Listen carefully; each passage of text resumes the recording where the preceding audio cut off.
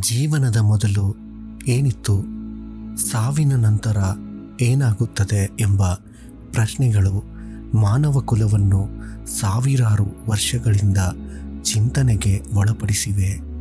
ಇವುಗಳಿಗೆ ಒಂದೇ ಒಂದು ಸರ್ವಮಾನ್ಯ ಉತ್ತರ ಇಲ್ಲ. ವಿಭಿನ್ನ ಧರ್ಮಗಳು, ತತ್ವಶಾಸ್ತ್ರಗಳು ಮತ್ತು ವಿಜ್ಞಾನವು ವಿಭಿನ್ನ ದೃಷ್ಟಿಕೋನಗಳನ್ನು ನೀಡುತ್ತದೆ. ಭಾರತೀಯ ಆಧ್ಯಾತ್ಮಿಕ ಪರಂಪರೆಯ ಪ್ರಕಾರ ಆತ್ಮವು ಶಾಶ್ವತವಾಗಿದೆ. ದೇಹವು ಜನಿಸಿ ಬೆಳೆಯುತ್ತದೆ ಮತ್ತು ಒಂದು ದಿನ ನಾಶವಾಗುತ್ತದೆ. ಆದರೆ ಆತ್ಮವು ಹುಟ್ಟುವುದಿಲ್ಲ, ಸಾಯುವುದಿಲ್ಲ ಎಂದು ಅನೇಕ ವೇದಾಂತ ಗ್ರಂಥಗಳು ಹೇಳುತ್ತವೆ. ಈ ದೃಷ್ಟಿಯಲ್ಲಿ ಜೀವನದ ಮೊದಲ ಆತ್ಮವು ಮತ್ತೊಂದು ಸ್ಥಿತಿಯಲ್ಲಿರಬಹುದು ಅಥವಾ ಹಿಂದಿನ ಜನ್ಮಗಳ ಅನುಭವಗಳನ್ನು ಹೊಂದಿರಬಹುದು ಎಂಬ ನಂಬಿಕೆ ಕೆಲವರಲ್ಲಿದೆ.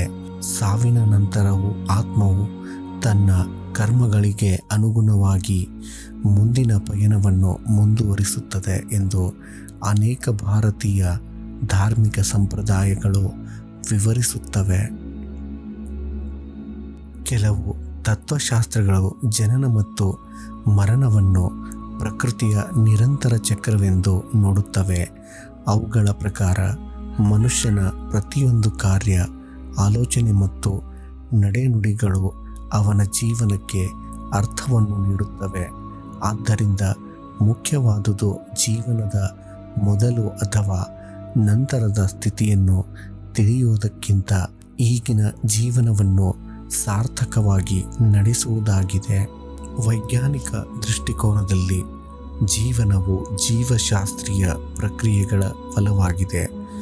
ವ್ಯಕ್ತಿಯ ಜನನಕ್ಕೂ ಮೊದಲು ಅವನ ವೈಯಕ್ತಿಕ ಪ್ರಜ್ಞೆ ಅಥವಾ ಅನುಭವದ ಬಗ್ಗೆ ವಿಜ್ಞಾನವು ದೃಢವಾದ ನಿರ್ಣಯವನ್ನು ನೀಡಿಲ್ಲ.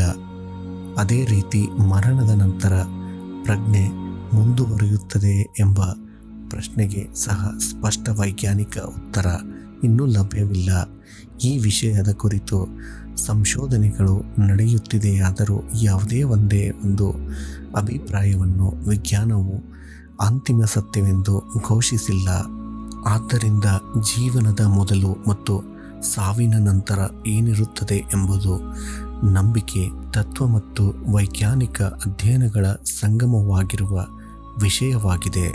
ಕೆಲವರು ಪುನರ್ಜನ್ಮವನ್ನು ನಂಬುತ್ತಾರೆ, ಕೆಲವರು ಆತ್ಮವು ಪರಮಾತ್ಮನೊಂದಿಗೆ ಒಂದಾಗುತ್ತದೆ ಎಂದು ನಂಬುತ್ತಾರೆ, ಮತ್ತೊಬ್ಬರು ಮರಣದ ನಂತರ ವೈಯಕ್ತಿಕ ಪ್ರಜ್ಞೆ ಅಂತ್ಯವಾಗುತ್ತದೆ ಎಂದು ನಂಬುತ್ತಾರೆ.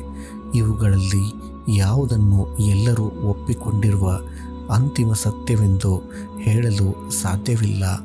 ಹೀಗಾಗಿ ಈ ಪ್ರಶ್ನೆಗೆ ಖಚಿತವಾದ ಉತ್ತರಕ್ಕಿಂತ ಮುಖ್ಯವಾದುದು ನಮ್ಮ ಇಂದಿನ ಜೀವನದ ಕರುಣೆ, ಪ್ರೀತಿ, ಸತ್ಯ ಮತ್ತು ಪ್ರಾಮಾಣಿಕತೆ ಮತ್ತು ಸೇವೆಯೊಂದಿಗೆ ಬದುಕಿದರೆ ಜೀವನ ಅರ್ಥಪೂರ್ಣವಾಗಿರುತ್ತದೆ.